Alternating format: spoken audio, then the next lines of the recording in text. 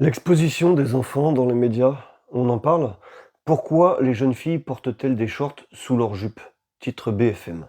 Et dans Madame Figaro, on a la petite fille Sarkozy de 13 ans qui est qualifiée de jeune femme. Alors, ces phrases, elles ont été publiées par des médias très influents. Quand BFM pose une question sur les sous-vêtements des petites filles, est-ce que c'est vraiment un sujet important? Pourquoi en faire une polémique? Est-ce que ça vous intéresse, vous, de savoir ce que portent les petites filles sous leur jupe?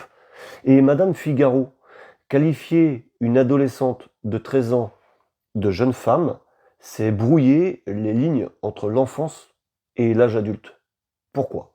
Est-ce que c'est pas pour répondre à une certaine fascination? Alors, ces deux exemples montrent un glissement inquiétant. Les médias ne se contentent plus de parler des enfants, ils les instrumentalisent. L'exposition constante des enfants dans les médias normalise les comportements dérangeants, surtout concernant leur sexualisation.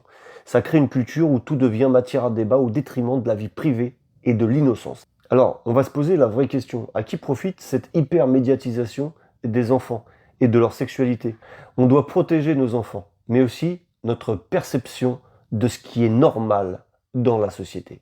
Est-ce que vous pensez que les médias dépassent les limites? Dites-le en commentaire et partagez cette vidéo pour que l'on soit plus nombreux à remettre en question ces nouvelles pratiques.